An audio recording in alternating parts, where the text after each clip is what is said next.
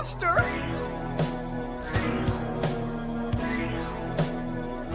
We all go a little mad sometimes.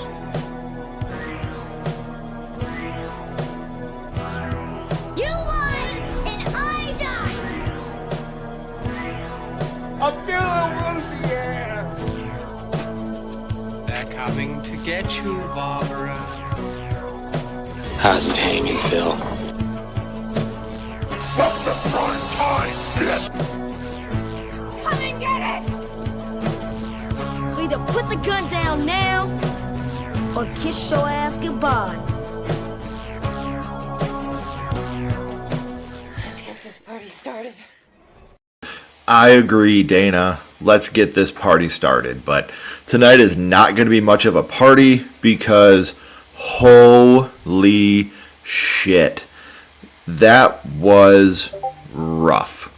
That was a rough episode of Welcome to Derry, including what could be one of the saddest scenes I've ever seen in any movie or TV show. So, man, that was that sure was something. Hey guys. Whew. I am ready to talk about this, and I hope you guys are as well. What's up, Connor? I was having a good night until then. What's up, Ashton? What's up, Stewie? Ashley did too, because she wanted the socks. Yeah. What's up, Cam? Oh, man. Man, oh, man. So, whew. Boy, do we got a lot to talk about with this episode. I was wondering how they were going to wrap up this season so tightly, and then it's all making sense now, how they're going to end this season. And, man, I'm just still sitting here like, what the fuck happened? Like, what the fuck did I watch? Man, like, all right, let's get to the notes. Let's get started and let's talk about some Welcome to Derry. We start back at the carnival, and we see that, you know, the original Pennywise, Bob Gray, and it's amazing how good Skarsgård does in this role of Bob Gray. I'm loving this season, Cam, but this episode it's a heartbreaker. I will say this is the saddest episode they've had so far. Like, hands down. Absolutely. We get some more Andy Muschietti in this episode. We see him. He has a little, part in the episode, which was pretty cool. I loved seeing that. Anthony, if you don't want spoilers, you might want to go, because we are definitely going to spoil this, for sure. Man. Periwinkle is also Ingrid's mom. So we learned that last week, I think it was, that Ingrid was walking around as Periwinkle. That was her clown form. And we find out that Periwinkle was also her mom's name before she passed away. And Bob Gray is just a great father.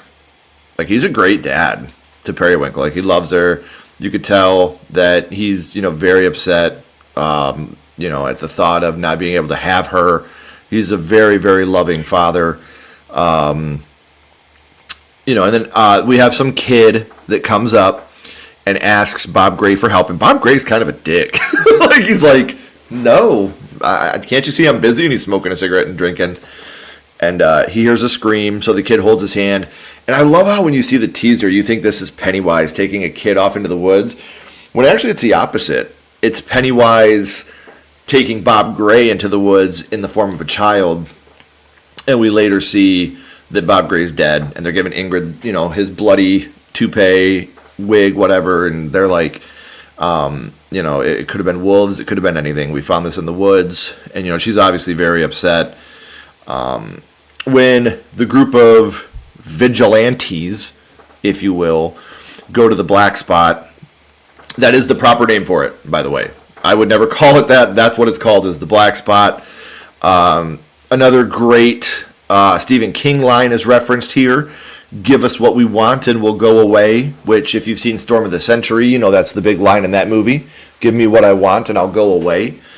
They ask what they want. They say Hank Grogan. They're like, we don't have Hank here. Hank comes out of nowhere and he's like, look, just take me. I'm not willing to have any bloodshed over on my behalf. And they pull their guns. So then the military guys pull their guns and they're like, oh, look, we got guns. And ours are U.S. government official, you know. And, man. Oh, dude, we would love to.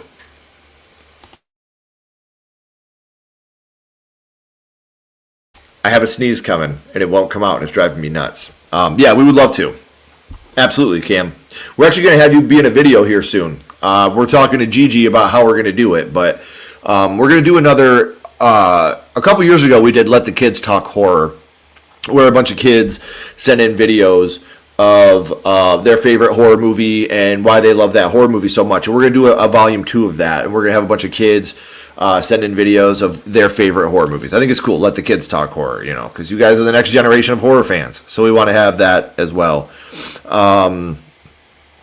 So the military men fight back. They're like, nope, absolutely not. You ain't going nowhere. You know, we're not having a lynching here tonight.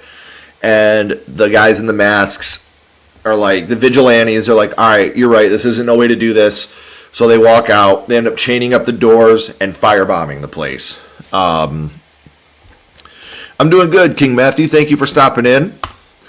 And lots of deaths here. Crazy headshot. We get a really good headshot here. And, you know, it's... This whole scene is gnarly. Some of it is irritating because... And I get why they did it. Because it's a fire. You know, the whole place is surrounded by fire. And they are... there's so much smoke in there that you can't see. But for us, the viewer, we also can't see. So it's kind of crazy. You want to come in and talk a little bit? Chloe's here. She watched the episode with me. What'd you think of it? One of the best. We haven't talked about that scene yet. Oh. We're just at the part where they started lighting it up with the fire stuff. Yeah, that was... I knew it almost immediately whenever... she called it pretty quickly. They were, like, turning off the lights and stuff. Yeah. I don't know how I knew. I just knew that they were going to set it ablaze. Yeah. So, yeah, it's just like... our friend Cam said hello. Hi, Cam. All right, so yeah, she was here, so she wanted to say hi real quick, guys.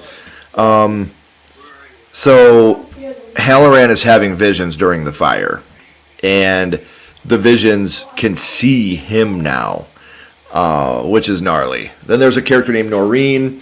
Pennywise gets her, eats her. What's the matter? Do I have face on my face? Which is a great fucking line, by the way. But all of Halloran's visions see him now. So the things that he was scared to let out of the box because they could potentially see him too, Pennywise is like, they see you, Dickie. Like, which is fucking just awesome. So Hank, Ronnie, and Will get out. And big spoilers here, guys. Richie and Marge are still in there. And at this point, they find a box because the roof's about to cave in. It's a big box. And Richie's like, come on, we can get in here and we can be safe. And she gets in and he Titanics himself. And he shuts the lid and he gets on top of the box so that she's safe. And he gives a big speech where he's like, you know, the very first time I saw you, all the hamsters got loose and you ran out and I saw you in this shirt. And she's like, oh my God, you remember that? And he's like, yeah, I did. And she's like, I love you. And he says, I love you too. And Richie sacrifices himself to save her. And I'm over here like... Happy birthday, dear Charlie. Happy birthday. You need to help me! So it's one of those things where it's just like, oh, like it punches you right in the chest. And very, very sad. Very sad. Periwinkle shows up in makeup, and obviously Mr. Kirsch, her husband, is there, and he's like, what are you doing? And he's like, black or blue, you'll decide when you get home and get all that shit off your face. This is where her and Pennywise kill Mr. Kirsch. She sets him up, and Pennywise, my favorite kill of the season right here. And then, she's looking at Pennywise, and she's like, I called Hank in because I knew if I called him in and they all came out here, there would be anger and, fear, and you would have to show up. You would have to be here if that happened. And he plays along at first. He's like, how's my little girl? Then she's like, you're not my dad. And he's like, of course I am. And she's like, what'd you do with him? And he's like, I hate him. And I think he wants to see you again. And at this point, you're actively rooting for Pennywise. You're like, get her, get her, get her. And he opens up, and the deadlights get her and pick her up. And then it kind of like, I wrote in all caps, deadlights. But it was awesome to see the deadlights again. Marge survives. She's saved by a fireman, and she finds Richie's dead body. And then I put, damn it, I'm broken, because he's sitting there with his eyes all, it's just a fucking sad scene. And Ronnie and Will come in, and they see him too, and they're all hugging. Yes, right here. Yes. I call him Boo Boo Richie because we mentioned the book. Oh, hell yeah. The next week is the last one. Before Pennywise killed him, made me want to. Yeah, I saw the deadlights and I wanted to be there. Man, but when they see his body, it was just rough, so rough and heartbreaking. Yeah, one of the saddest deaths I've seen in a long time. Ingrid's body is taken by ambulance, but she turns her eyes and she sees the kids, which is another very scary moment, which I thought was really, really good. They're saying Hank Grogan is dead. We obviously know he's not. He's still alive. Yes, the military. Well, we'll talk about at the end of the episode, but yes, he is. We get to talk a little bit about this too, because we haven't gotten quite there yet, but yes, they did. They go and they tell Richie that, or they go and they tell Lily that Richie died. Lily is very light. We don't get a lot of that in this episode, but she just looks pale. She looks like she's just not doing good. They're saying Hank Grogan's dead, and he's not. But Halloran says he knows where one of the pillars are because he sees the spirit of one of the natives, and it takes him to the spot, and they start digging it up, and it's wrapped in a turtle shell, which we saw earlier, which is awesome. And they get the pillar, and now they're going to sneak Hank out of town. She's like, I have an idea to get you out of town so we can make sure that you're safe. I know. Oh, God, it sucked. God, that sucked. Same. I know that it's a very good movie, and I can't wait to watch it with you. That's going to be a fun night, Cam. We're very excited. We're traveling to you so we can watch it with you. I'm already taking that day off work.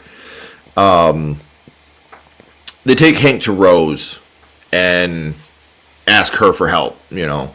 You always said if I needed a friend, you were there. So they get him in. What they're going to do is put him in a military garb, and they're going to get him out with that. Sorry. I hate yawning, guys. It's really rude. They tried to incinerate the shard because they lied. They said they were going to try to close him in. Now they're trying to open it up. And Leroy pulls a gun. And he's like, we're not doing this. This is not happening. Not on my watch.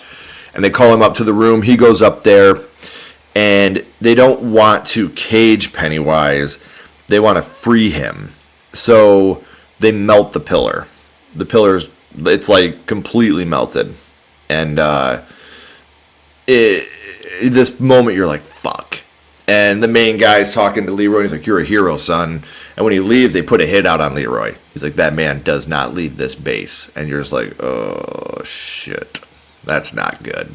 That is not good at all. What I did think was funny is then we cut, because Pennywise said when he killed Ingrid, or put her in the deadlights, I apologize, he said, I'm tired, I'm going to go to bed now. He wants to go to sleep again. His time for his hibernation. And he sleeps as Pennywise, like he's hibernating as Pennywise. And when they melt the shard, his eyes open. They wake him up essentially by melting the shard.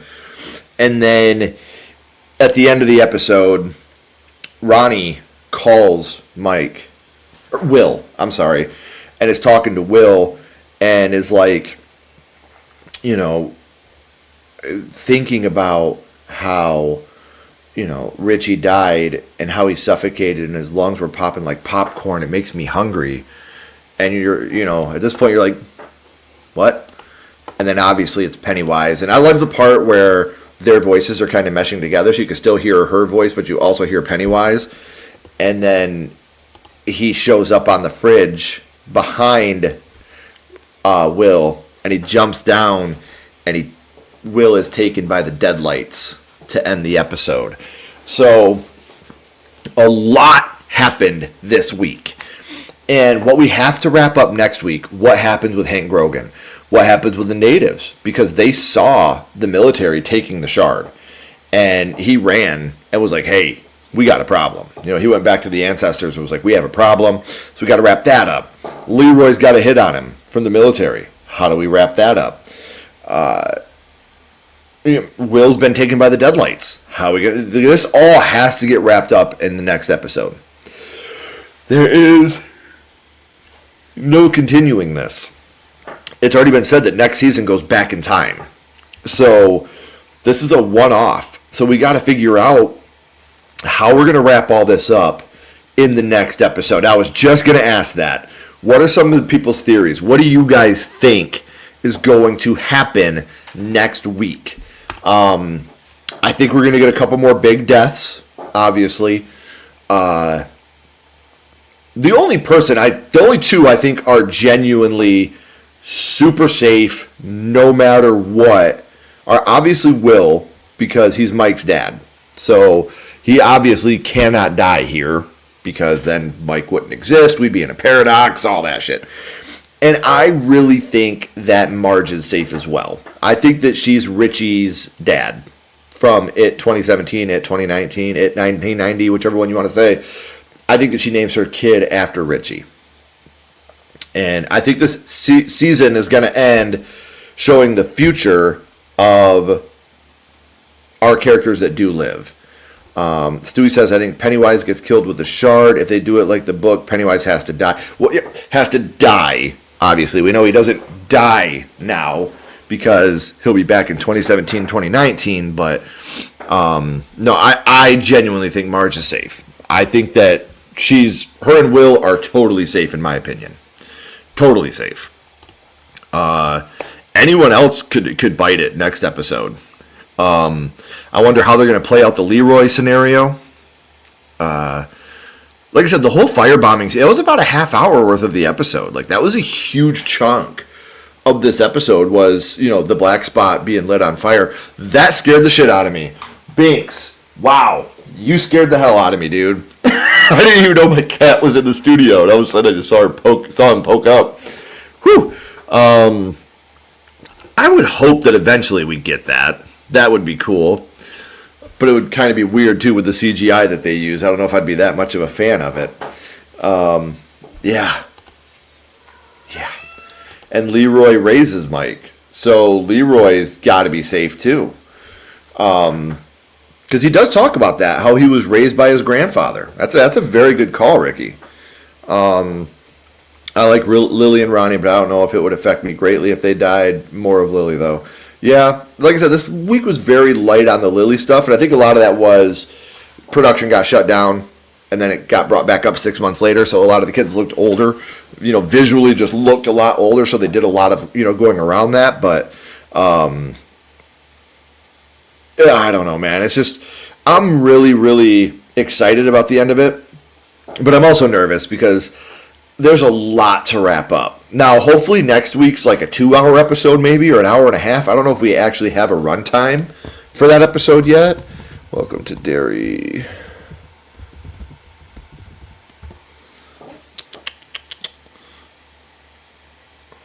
So, the episode's called Winter Fire. Wow. Your hair is winter fire, January embers. My heart burns there too. While an exact runtime isn't set, episodes are between 54 and 66 minutes. So expect between 60 and 70 minutes. Likely one of the longer installments as it concludes the season's horror. Ah, man. So we got to have something with Winter Fire. That's a great name for a final episode. Man, I want to know how long that episode's going to be. Yeah, no shit, Reginald. No shit. Have they shown the origin where he was? No, but again, the next 2 seasons go back in time. So, we could absolutely end up seeing that. We did that. I'm pretty sure. Let me see if I could put it in Stephen King trivia. Stephen King movies. We did. Here, I will put it in the chat so that way you guys can check it out if you would like to. My number 1 may be a surprise to some of you, may not be a surprise to some of you. But we'll put this in here right now. Bam. There is our top 10 Stephen King adaptions. Right there. The witches have put a spell on Binks. How can we save him? Yeah, I definitely would, because that's my kitty. 676767. Next week. This week is just going to be another horror hangout. Ashley has to work a lot this week, and then we have Silent Night, Deadly Night coming out, which tomorrow is our episode with Ruby Modine, which I'm very proud of this episode. She was also in Happy Death Day. She was in Shameless. She's been in a lot. And then Wednesday, we have an episode with one of the people that did the score. So this whole week is Silent Night, Deadly Night based. It's really cool. Really cool. I hope you like it, Sean. I hope you do like that episode. Hey, we put out like 7 episodes a week, man. Like we average an episode a day. We would never be upset if someone missed an episode. It happens, man. Like especially when you put out the amount of content that we do, you're gonna miss an episode or 2. It's bound to happen. Don't apologize. Like you are here, you're with us. We appreciate you. This stuff happens. So yeah, another thing I was going to talk about real quick in some of the predictions. I'm really, really, really nervous about the amount of characters we could lose next week. I now that you said that, I really do think that Leroy is going to be okay. Ricky bringing that up, how he talks about how he was raised by his grandfather. That makes sense, and that's why he would try to shield Mike from everything. Maybe Will goes crazy, and there's a lot that could happen here. One thing that did piss me off in this episode is when they're giving the memoriam on the radio. You're just like, like they talk about how Mr. Kirsch, the local meat market guy, local butcher, died a hero trying to save the people. It's like, you motherfuckers, man. Like, you sons of bitches.